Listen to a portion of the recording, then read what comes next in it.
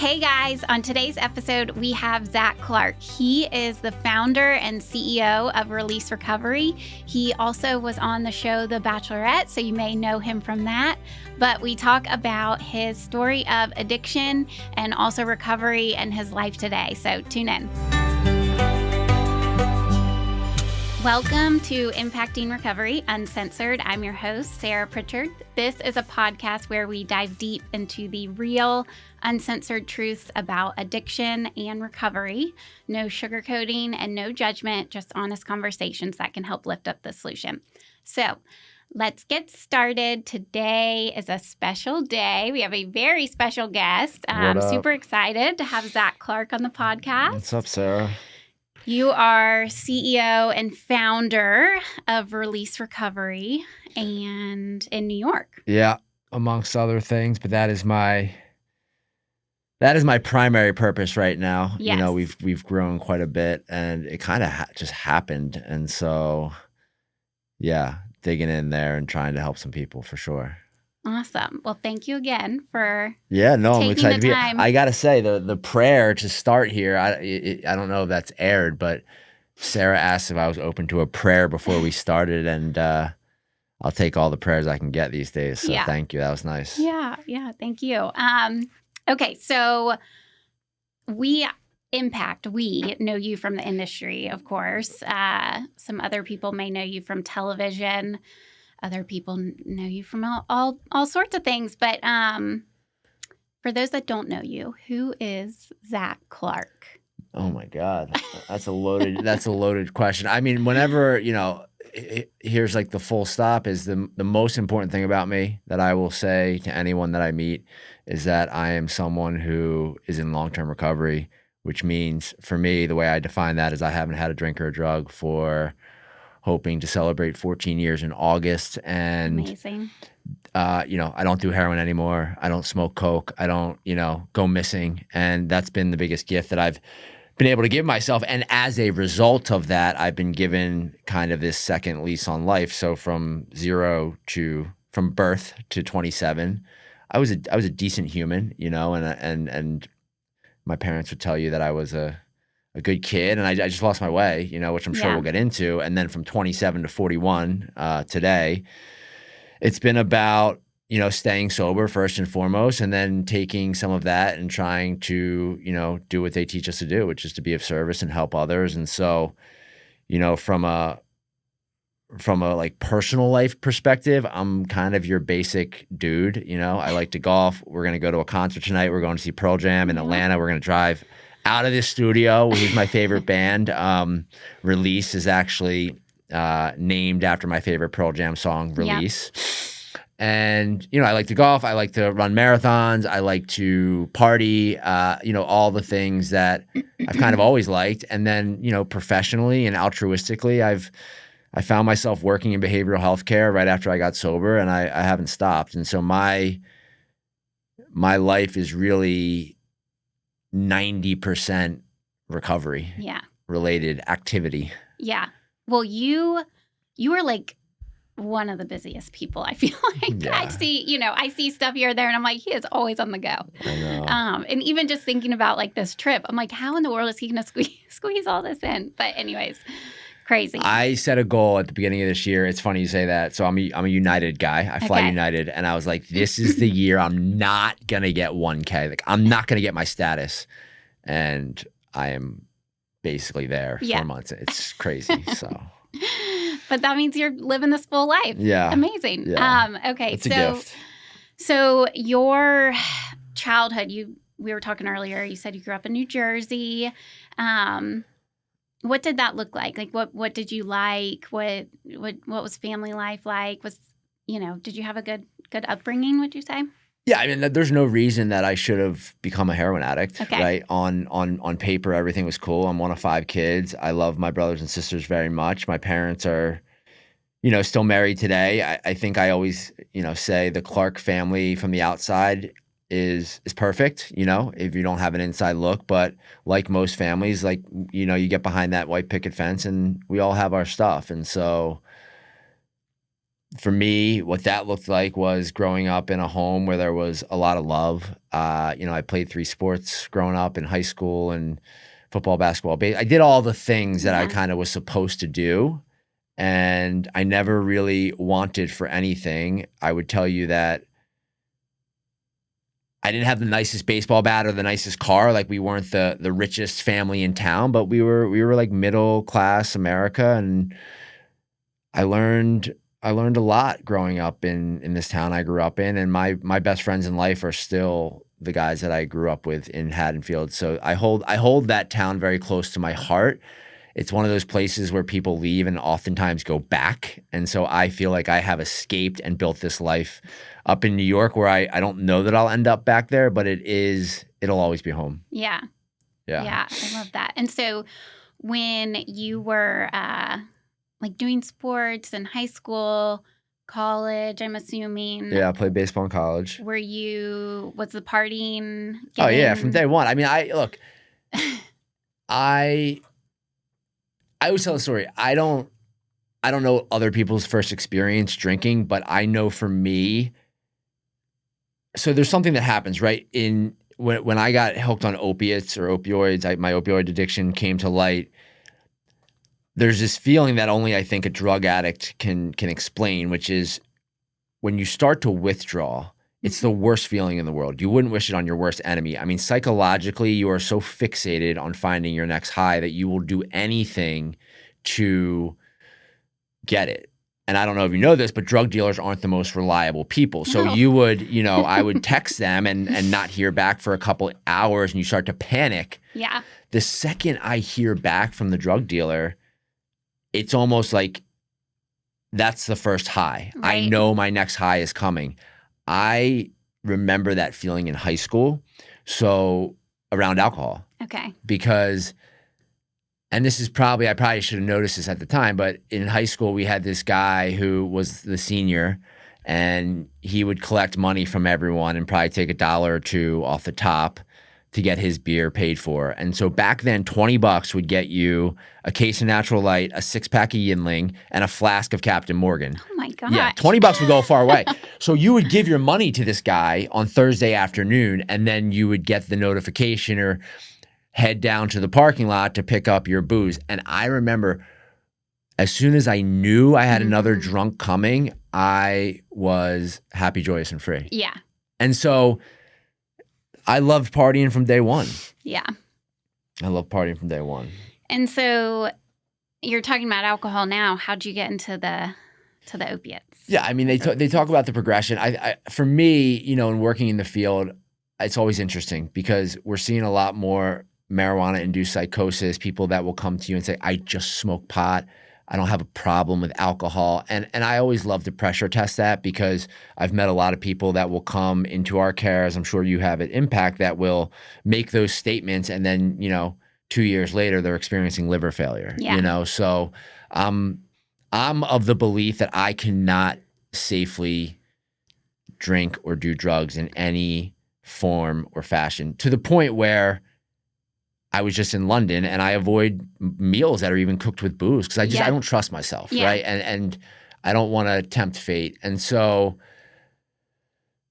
I think for me, I was going to put in my body whatever I could get access to. And as a teenage boy growing up in, the suburb of Philadelphia, alcohol was pretty easy to access. And I rode that train into college, and the progression started there. I mean, I was introduced to Adderall to, quote unquote, study. I was introduced to cocaine in college, and I enjoyed cocaine because it could, it amplified my drinking. Yeah. But there was something magical that happened once I met opiates, and the real moment was I had a brain tumor coming out of college, and I found myself in a hospital bed after having the operation, and I'll never forget, and I don't want to, romanticize it, but I'll never forget the first time that nurse pushed down on that syringe and injected me with whatever it was, Dilaudid, and I said to myself, I just had this thing cut out of my head, and I am floating. Yeah. I need more of whatever that is. Yeah. And the hunt started on that day and didn't end until I got sober at 27. It was the most important thing to me for many, many moons. Yeah. Well, and that's what's so important. And I'm so glad you pointed that out, because like that's what a lot of most non-addicts and alcoholics, they don't understand that. Yeah. Like they don't have, I did not know that like my sister, who can have a glass of wine and go to bed every night, alcohol does not do for her what it does for me. You know, like I thought everybody what was your thing, alcohol? Mm-hmm. Yeah, you just love, you knock down, drag out. Oh yeah, all the time. But I was so scared of drugs that like I just never tried them. Right. I was told a few times like, Sarah, you would love cocaine. I'm like, I'm sorry guys, drugs are bad, you know? And I had a very warped view of what drugs, like I was so naive to all that. But it also made me be like, well, it's just alcohol, where you're talking about, and then, you know, people have liver failure 2 years later. I would be very clear. I believe the worst drug in society right now is booze. Yeah. And people are starting to catch up to it. I mean, it's 2025. You're starting to see a lot more establishments open up that are not serving alcohol. You're starting to see a lot more events and gatherings where alcohol is not at the focal point.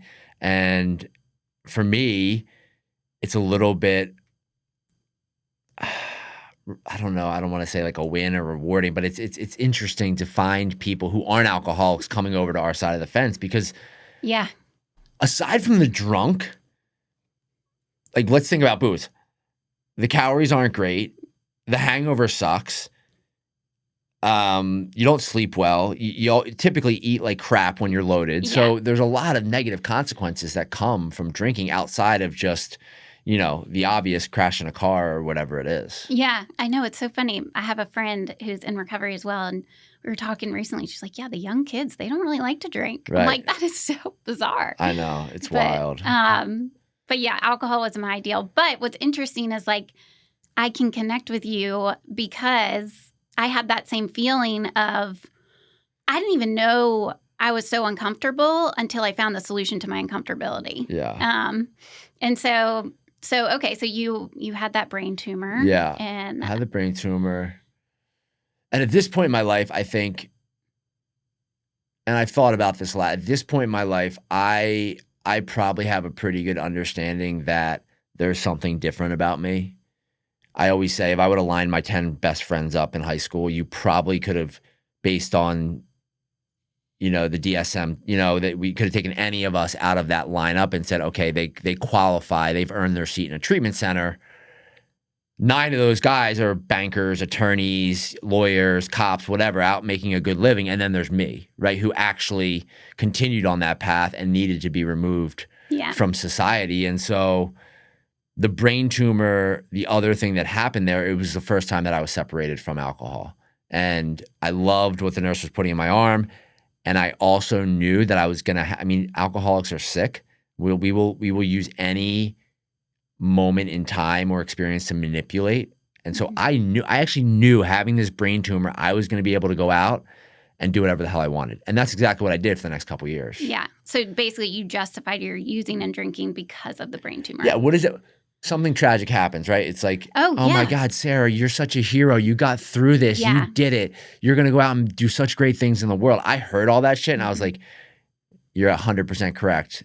Only it's going to be around my partying. Right. Because this is going to be my badge of honor and I'm going to celebrate it until, you know, the keg is no longer tapped. Yeah. Well, and if there's anything to justify it, like that would be a real situation. My story was I got broken up with and it was like, it's the end of the world. Right. How can I go on? Right. But anything to kind of, you know, make our drinking and using a little less, you know, loud to the public. Like, this is why I'm doing this.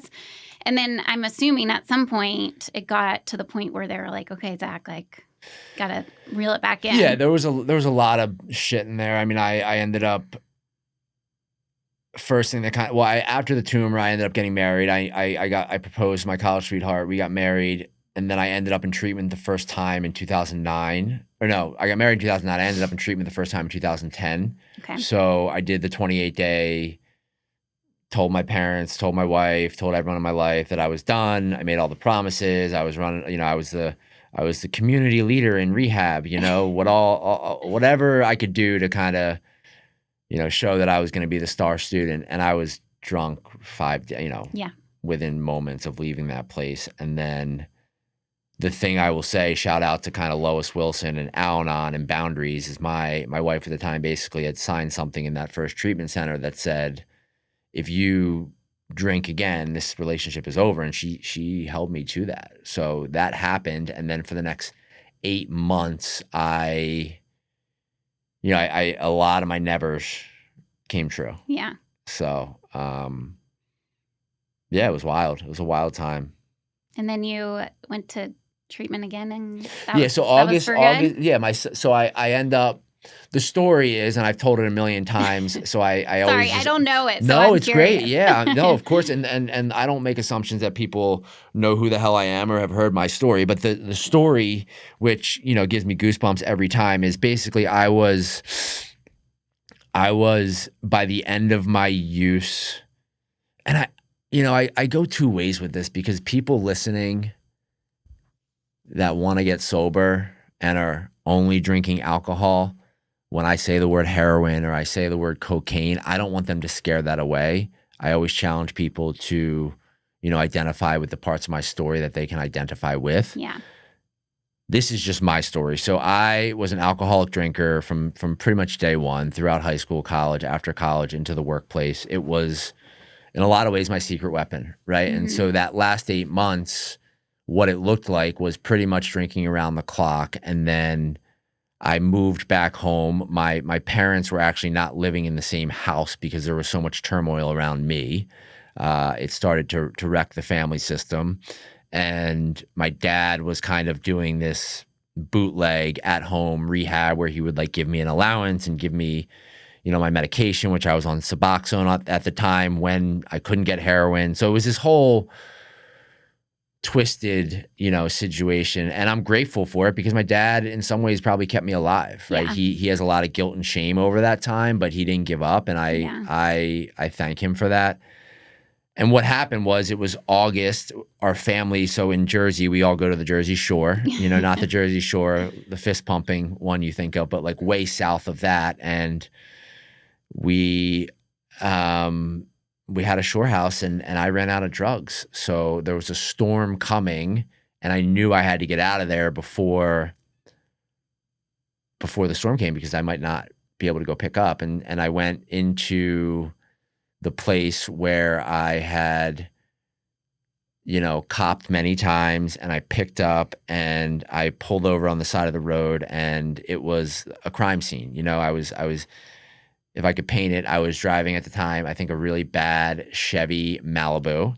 I had scratch-off lottery tickets probably up to the roof. I was just kind of scratching away.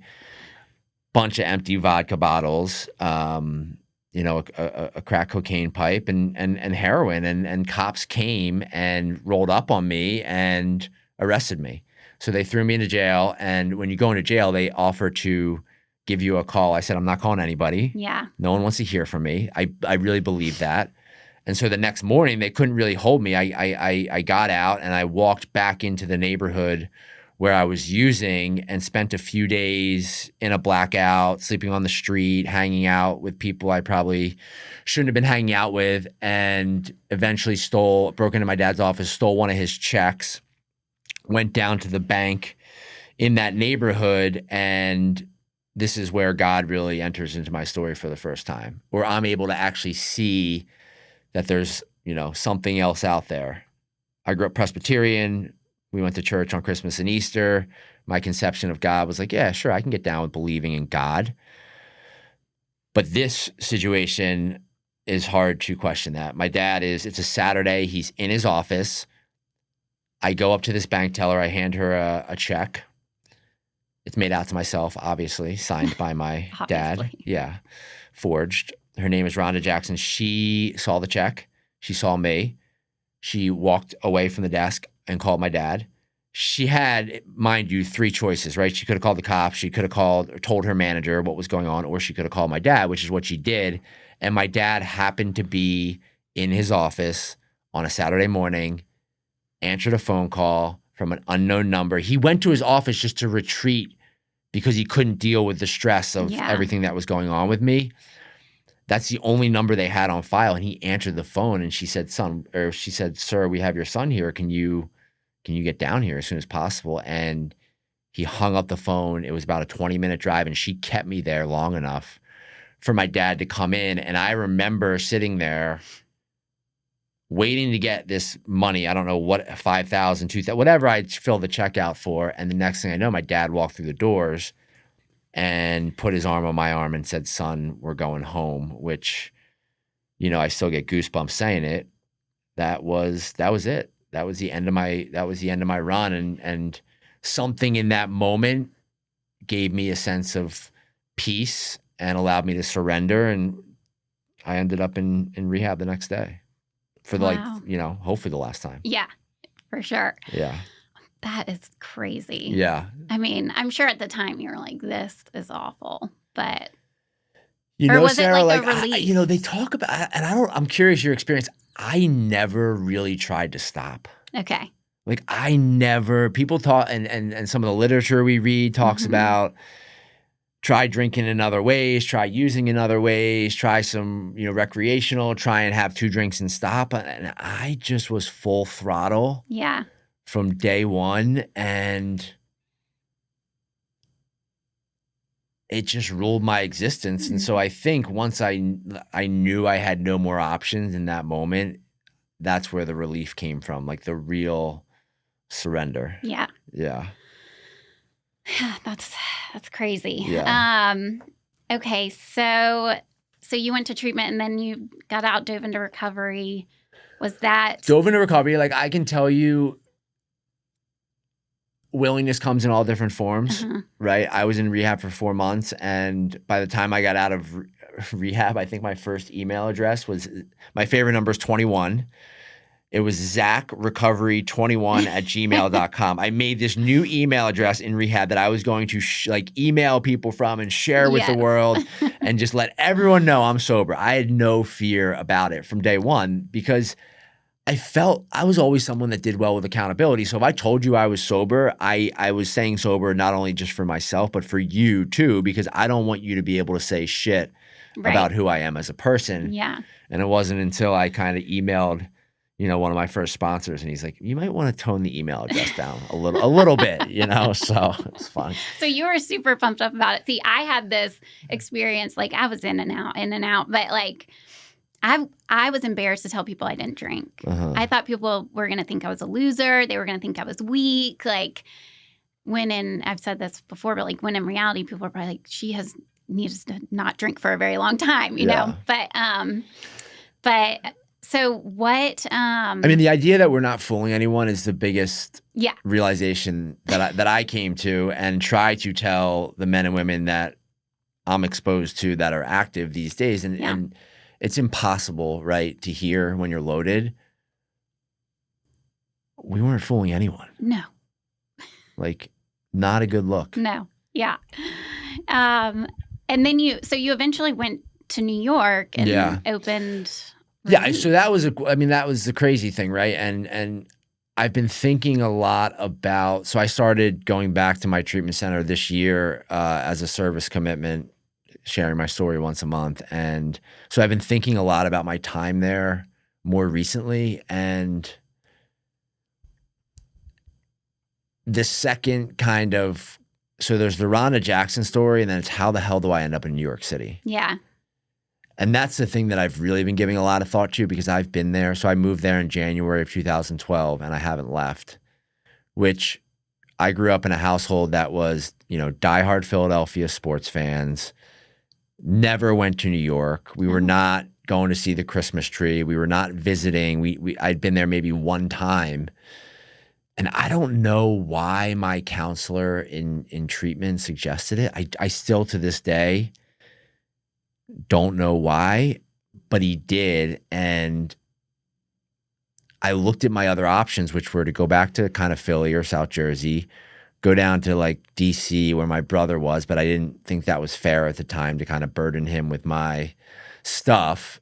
And And so I said yes to New York. And that's where I really look, whether you're in rehab for a month, 4 months, 6 months, a year, there's going to be day one in the real world. Yeah. And that's, for me, the most important day. Mm-hmm. I was handed a piece of paper from the treatment center, just like you're reading in front of you, that said a bunch of things to do. Get a therapist, see a psychiatrist, go to a meeting, get a spot, like the whole thing. Yeah. Which I laugh at because, I love treatment, but it's hilarious. They give us this piece of paper and say, good luck. Yeah. And I just did it. I just did the shit that was on the piece of paper, and I got sober. Which is amazing. I got sober, and I don't know. I don't know why. I think about that a lot. Like I don't know why or where I got the willingness. Yeah. Because I've seen so many other people not get it, and I know that it's really hard to manufacture, especially for other people. Yeah. Next to impossible. That's the hardest part of our work. Right.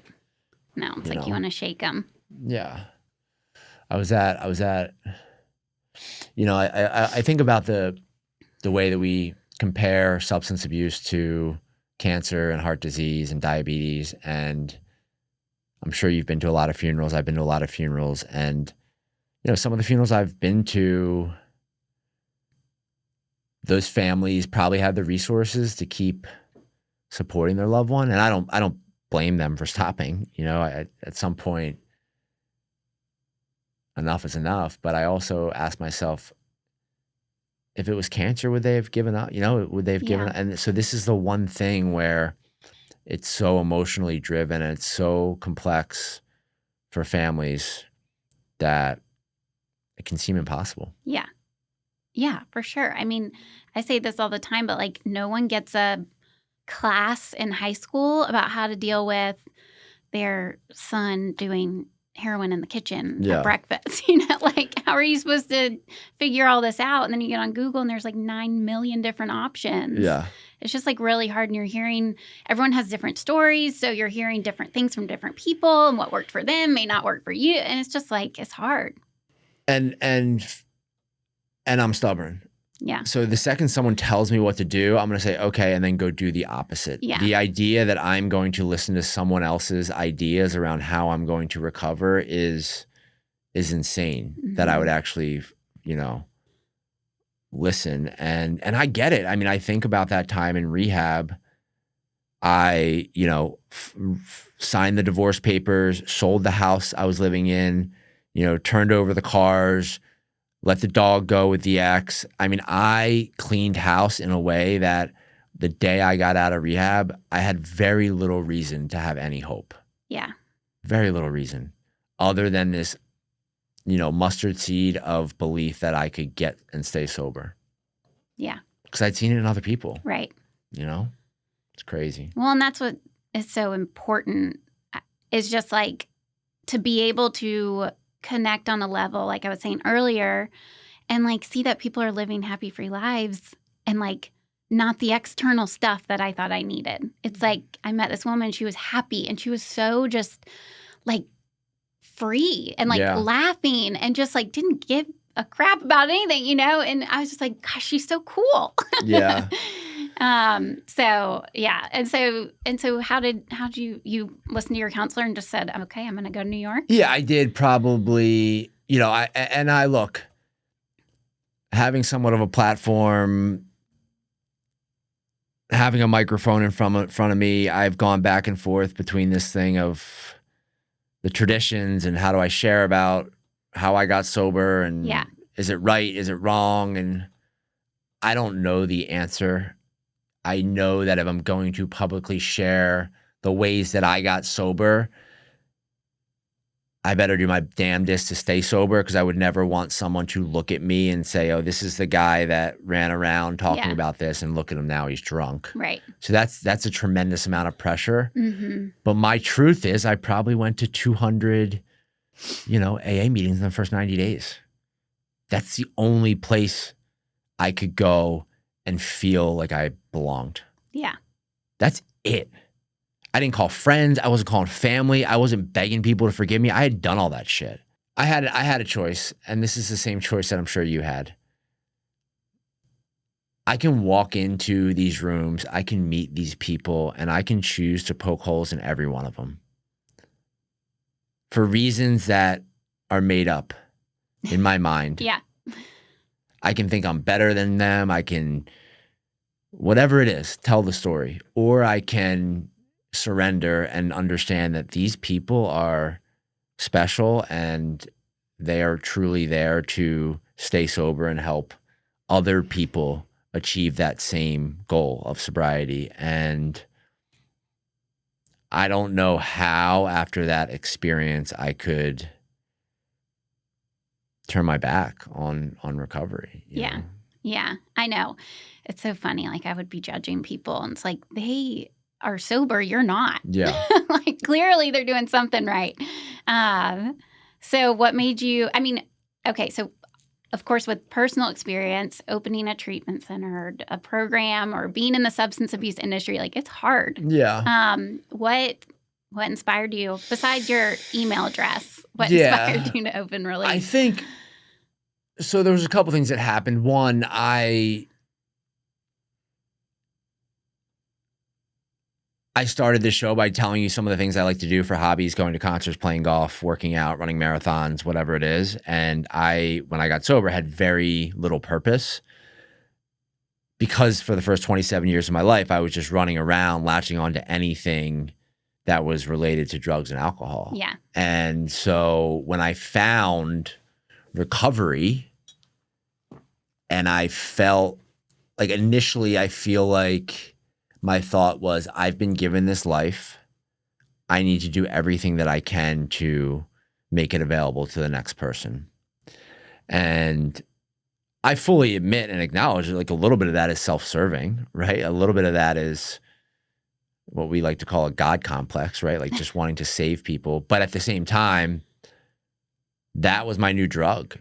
You know, that was my new drug, watching people recover, watching the lights get on, like come on. The miracles of recovery still to this day never get old. Yeah. And so I was kicking around. I was still working. My job stayed with me. And then eventually I got like my first recovery job, which was at as a house manager, kind of, you know, grinding, sleeping on the couch, pulling pee from people, you know, getting guys up out of bed, getting them dressed, helping them interview, doing all the things that the real heroes in treatment and recovery houses and programs do. I mean, I was one of those trusted servants, and I just fell in love with the work. You know, I fell in love with the work, and I ended up working for that organization for probably about 5 years and 5 or 6 years. And then in late 2016,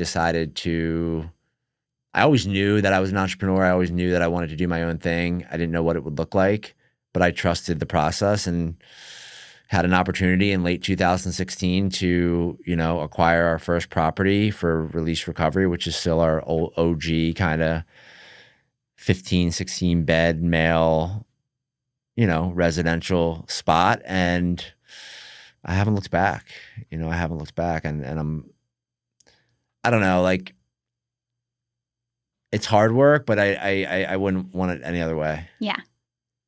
Do you like working in recovery? Yeah, I do. I love it. I mean, it's hard when the ones, like I was saying earlier, like you want to shake them, like the sad cases are hard, but the happy cases totally outweigh that. And this is like, so what I'm meant to do. Yeah. I mean, and I remember when I got sober a couple months in, I'm telling my sponsor, I'm like, I'm going to go work in recovery and do all this stuff. And she's like, that's great, Sarah, but just know, like, this is not the service work that I am teaching you. Like, a paycheck is not, that's great. Like, I want perfect, go help people, amazing. But like, this is very different than like, you know, maybe taking another woman through some 12 steps or whatever. So that was really big for me because I could have totally fallen into that. And I don't know if because you've been in the industry way longer than I have, but you give so much with your work, or at least a lot of people do, that it becomes the service piece, but that's not what fills our spirit. Yeah.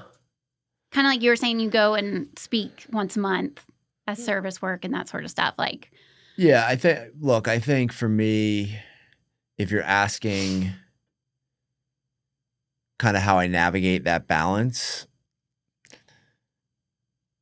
I always laugh because there's a lot of these made up rules in recovery. Like there's a lot of made up shit that I think counselors 30 years ago just sat in a room like, don't date in the first year, don't move, relapses, it means you're going to die. Like let's slow down a little bit, I've known a lot of people that have quote unquote relapsed, and that was the, cornerstone to their life of sobriety because they needed to do some more, research and get high again. Yeah. That was mine. Yeah. So you get it. And so look, I started working in recovery at 7 or 8 months sober, and I don't regret it at all. Yeah. I don't think the thing I always think about is, okay, when I had 7 or 8 months, or someone with 7 or 8 months now, I'm a dinosaur, right? I have 13 years. That is so foreign to the newcomer. How did you get 13 years? Like, I just need to get tomorrow. Yeah. Which is why some of these people that, start working in the field at a year or 12 months or 10 months have value, because the newcomer gets to see like, oh, how did you get to 10 months? Yeah. And they also know what's going on out there. Like, I don't know what the kids are doing these days to beat drug tests and all that other shit. So they can help it. But no, when I think people in our field, and it doesn't have to be AA, I think that it's just important for people that work in behavioral healthcare to have their own supports, and do the work that we expect our clients and our families to do. And if I do that, I stay in a pretty good place. Yeah. Yeah. And so 2016, you open release, and then obviously it was successful. It still is successful. Yeah. 2020, COVID hits. Yeah. And you find yourself on TV. television. Yeah. That was wild. Yeah. I don't know. Obviously people ask me about that a lot. And to me, like, the story's not that interesting. I think the piece of it that is interesting, and I don't go into, the relationship piece or any of that stuff because, other people are involved. I think for me, it's like, it's almost been 5 years, right? Yeah. And I went there when I was 36. I was 8 years sober. And in a lot of ways, what the world has told me is I symbolize something in that moment to our people, to the people in recovery or wanting to get sober, that was really powerful. Well, and what I wanted to ask you about that, honestly, is like, in our book, it talks about we can go anywhere, we can do anything, we're safe and protected, we're in this place of neutrality, and you're going on this reality show where free alcohol everywhere. I'm sure partying is encouraged because it makes for better TV. Like, how was that experience being a sober person in recovery? It's my life. Yeah. That is my life. And so I knew that going into it, that it was not going to be an issue. Yeah. I knew that. And which is so hopeful for somebody. Just like you said at the beginning, like, all the things you love to do, you still do. We're going to a concert. People are going to be drinking. People are going to be doing drugs tonight. It's neither here nor there kind of thing. Yeah, if there's one thing that I don't know who listens to this thing, and I don't know who's going to see this, but the one lie, the biggest bullshit about recovery is that this thing is a punishment. Yeah. I have done things in the past 13 and a half years, including going on television, that never would have been possible if I had not been sober. And that is a very clear fact of my existence today. And so going there and telling my story, and then waking up the next morning after that episode aired and seeing the recovery tribe come out in droves to support that was really heartwarming. And it also told me that I was just given a pretty big responsibility, which is that I need to continue to talk about this thing. Yeah. So it's my journey has been wild. And since then, It's given me a lot of great opportunities. It's allowed people to judge me. It's allowed people to love me. I mean, I've gotten everything from it, the best and the worst of it. I've been DM'd that I'm a, fucking loser crackhead. And I've been DM'd that, I'm sober 4.5 years now because I watched you on the show. Yeah. And everything in between. Right. And I'll take the risk 10 out of 10 times for the person that says that they're sober. Yes, for sure. I mean, yeah. People are mean on the internet. Like, we have our small little accounts and people are already like, there's some trolls. I'm like, how in the world?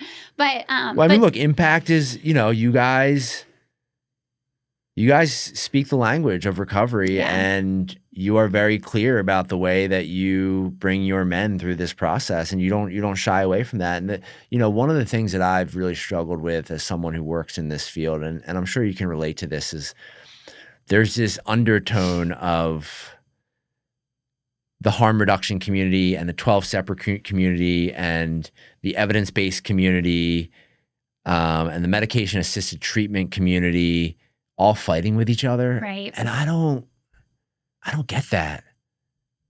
Like, if you got well through medication-assisted treatment, like, that is awesome.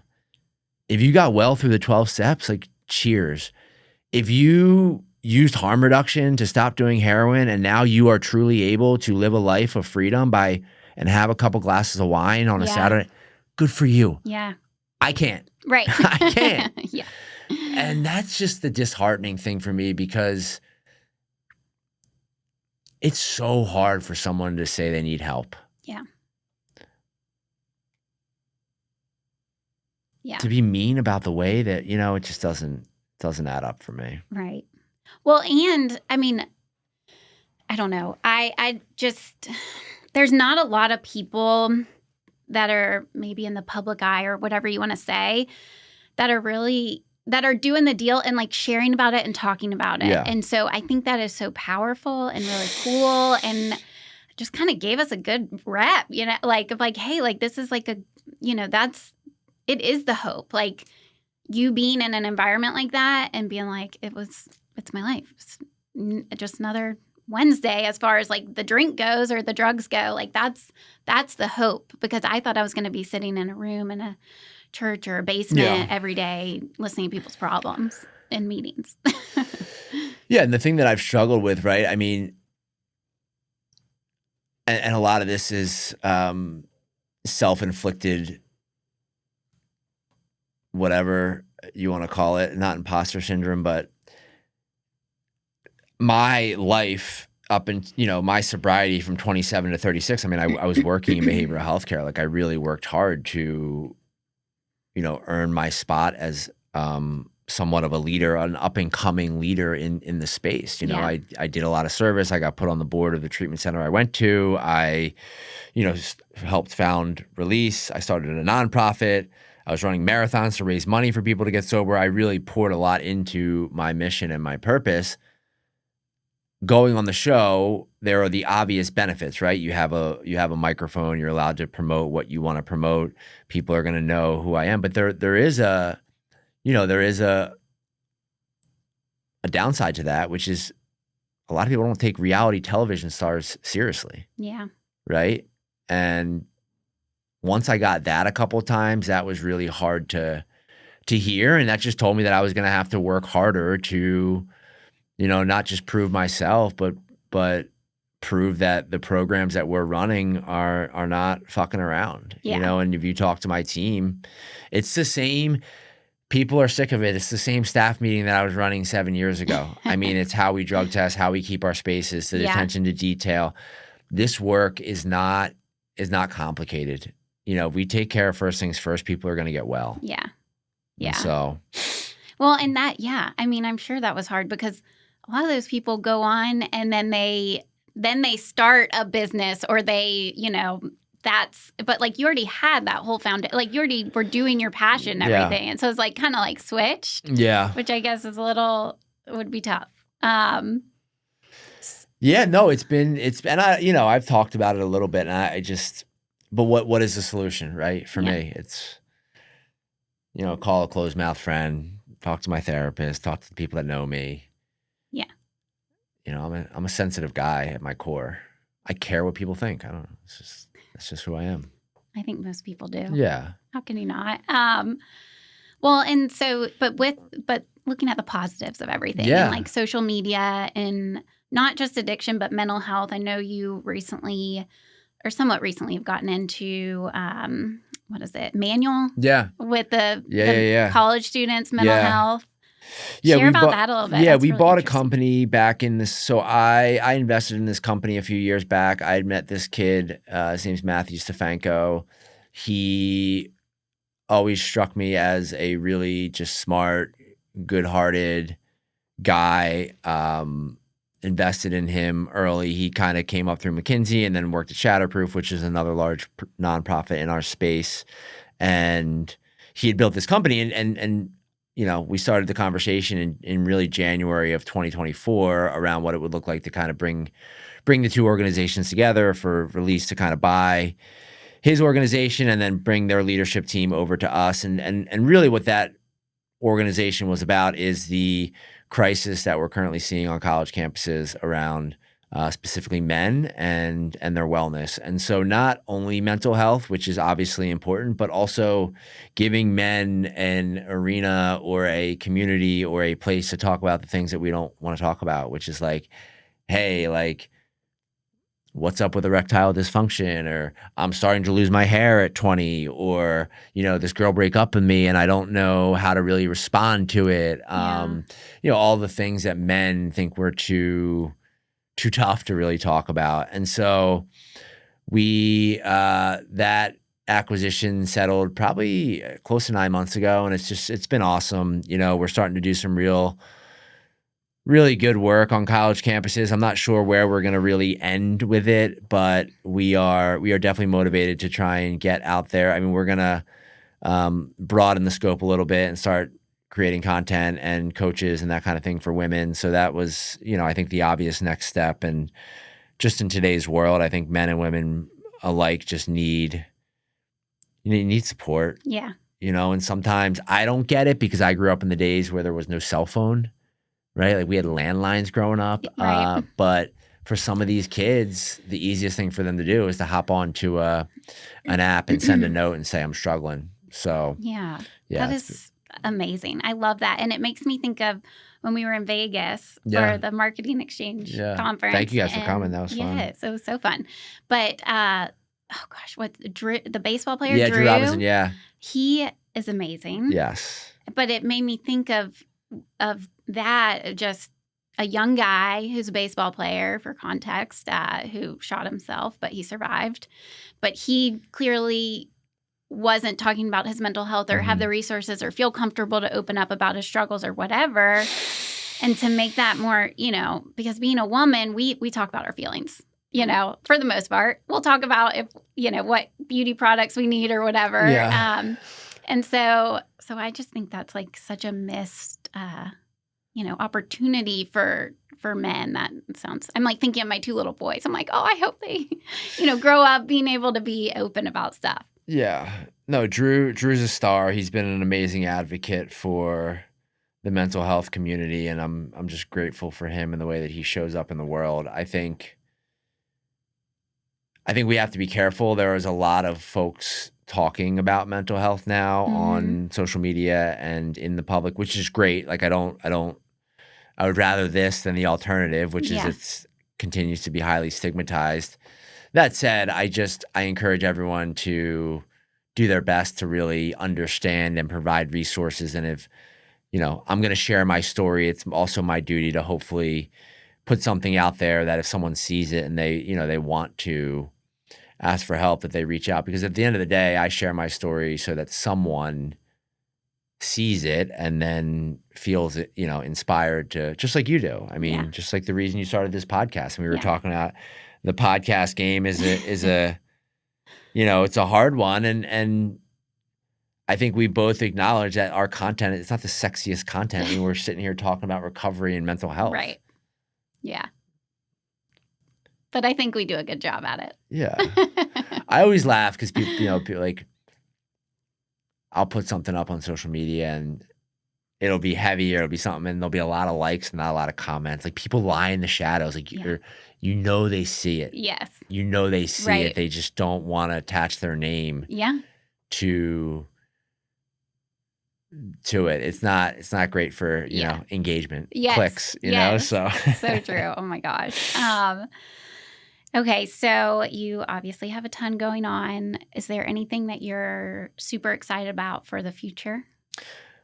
Well, I'm excited. I'm going to be watching Pearl Jam, and I know this will air after the fact, but Yes. I need some fun, so I'm excited for me and you and Chad and Adams to head over there. I mean, those guys are great. I mean, just for context, I met Chad and Adams probably 6 months ago, and when they came up to New York, and they are guys that you meet and you know that they are on fire for recovery, and that is the type of energy, no matter what program or methodology you are supporting, that we need. We need like that fearless leadership. And so I've been really grateful for them and for you being here, having me on. So the immediate is, we're going to go tonight and we're going to do a little stigma smashing on our own by going to Pearl Jam and rocking out and having a good time. And then, for me, like, I'm happy right now. We have our gala next week, which, again, like, this will air after that. So the nonprofit, which we really didn't get into. And then for me, summer is, it's a lot of the same. I mean, I just got back from the London Marathon. I'll run the New York Marathon in November. How'd you do in the London one? It was fine. It was hot. I mean, like, look, I'm not a victim. I don't make excuses. Like, I didn't hit my goal. There's going to be another one. It's fine. But it wasn't like, it was humbling. It was good. It was good for me. Yeah. And then this summer, I mean, look, like, we are crazy with release. We're onboarding a women's program in the summer. That's going to be, I mean, I'm curious to ask you why you think there are so many more male services available than women. I mean, why? I've been asking all my women in recovery the same question. I mean, I don't know. I've talked about this with Chad, honestly. One, I think there's just less women with addiction and alcoholism, maybe. Because really? I mean, there's less in the rooms. There's less in the rooms. There's just less women everywhere. Which makes me think there's more women that are suffering in silence. Yeah. I mean, there could be. And I do think that probably, like, especially now, like, my age, being a mother and stuff, that's hard to be like, hey, I'm going to leave my kids and go to treatment. And, like, it is totally necessary, but I think that could be, like, a big wedge into why maybe more women are not going to treatment and, their late 20s, 30s, 40s, 50s, whatever. But yeah, I don't know. I mean, it's because Chad and I talked about this on an episode about, like, going in. He's like, I've never been into a meeting where it's like all women. And, like, I have been into meetings where I walk in, I'm like, is this a men's meeting? Right. So I don't I went to a know. women's meeting once and they let me stay. They let me stay. That was really I don't know if nice. I should have stayed, but they let me. Yeah. It was early, so they probably knew that I needed them To more be than there, they needed me, for sure. But no, I don't know. It's weird. And people ask all the time, like, are you going to open up a women's place? But we would love to. But at the same time, we're good right now doing what we're doing. Yeah. No, you guys are very, very secure in the way that you approach recovery. And I appreciate that about you. I mean, like, I'm one of these guys that I don't give a shit what you're doing. We need more people helping people. Yeah. And the fact that you guys lean into the way that you do it based on your own personal experience and some of the clinical data that's out there is highly respectable. And, I give you guys kudos. I mean, the women thing for me, I haven't solved it. And it's interesting. Like, I ask a lot of people the same question and I don't know. Yeah. I mean, I get that guys have a little bit more of that, like, fraternity spirit to them. I don't know, but I don't either. Okay, so last question. What, I don't know how I want to ask it. I guess what has been, like, either the best advice or the most important thing that you've learned or been told throughout your sobriety? I've learned a lot. I learned everything I know in sobriety. Yeah. That's a fact. And so this answer might be a little bit longer. I will get to the root of it though. When I tell this story, right, which was there was someone that was close to me that ended up in our program early days, release. Real alcoholic, had held a job on Wall Street for many years. And at the time I was running a lot of the programming. I mean, this was like in the first 6 months, we were bootstrapping it. Yes. So one of the things I would do with the guys is I would teach them to tie a tie. And so we got into this room and I threw a bunch of ties down that I went down the street and bought, and everyone kind of picked one up. And this kid that I knew got very angry with me. Wasting my money. You're going to teach me how to tie a tie. And I was like, whoa, dude, like, he's like, I'm out of here. I was like, all right, dude, go ahead. So I went on and I did the whole thing and everyone learned how to tie a tie. And I went up to his room later to that guy and I said to him, you don't know how to tie a tie, do you? And he started crying. He's like, no. He didn't know. Yeah. And he thought, based on what he had told the guys in the house and the people around him, what he did for work, that he should know how to tie a tie. Yeah. He actually sadly passed from alcoholism. But that's the type of resistance we see early on. Mm-hmm. And the reason I tell that story is because for the first 27 years of my life, I didn't know how to do a lot of things. Yeah. And recovery taught me to show up on time, to sit in the front row, to put my hand up and ask for help, to listen, to other people and their perspectives, and keep an open mind and understand that I don't necessarily know everything. And I learned a lot about business and life and relationships in those early days in AA and in meetings because I surrendered and I was just willing to be a sponge. And so to answer that question, I think the biggest thing that I've been given is the ability to like make mistakes and be honest about them. Yeah. And like really look at my part. Yeah. I try to be perfect. I don't want to be. And recovery teaches me that I am able to understand that everyone out there is having their own process and their own experience on this planet, and they are not living to please me, and even though I would like to think that, and they aren't probably thinking about me either. Right. And so the ability to really like get quiet and say, I don't know what that person went through. I don't know why they yelled at me. I don't know why this girl was climbing over me to get off the plane this morning. Is her dad dying? I don't know. I don't have the answers. Right. All I can control is me and the way that I react to certain things. And again, like that, I'm not going to go fourth column of the fourth step here, but like that's really what I'm talking about, is the ability to look in the mirror and say like, how could I have been better? How could I have changed regardless of anyone else? Yes. Even when fucked up shit happens to me. Yeah. I've went through some things in recovery that have not been fun. That's life. So. Yes. I love that. I mean, it's so true. Like the perspective shift and just. How do you, have you had it turned around on you? What's your answer? Yeah. Yeah. I mean, that probably would be mine because I just see the world so differently now. Yeah. And like, I think about, like you said, when the girl's climbing over you at the airplane, like, who knows what's going on? When normally I'd be like, this person right here, let me tell you. But, I mean, it's like a whole new world, when it says our lives are recreated, it's something that had never been created in my life before. Like it's brand new. So, I love that. And not doing it in a holier than thou way, Yes. not like, and taking other people's inventory, because that can be dangerous too. Yep. Been there too. I've had the secondhand embarrassment of the way that one of my friends treats a waitress, and thinking that that's going to reflect on me somehow. Yeah. It's not. Yep.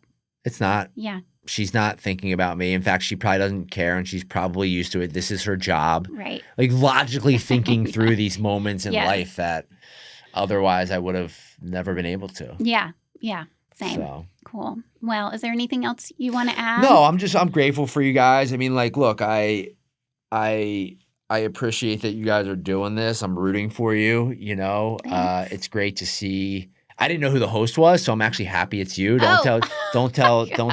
Well, I mean, like, look, whatever. I heard, I said, yeah, I'm coming. You guys are here. You're hosting me. Like, of course I'll come and chat. But to have a female voice kind of steering this thing is cool and needed. So. Oh, well, thank you. Yeah. I don't know, Adam's, if he.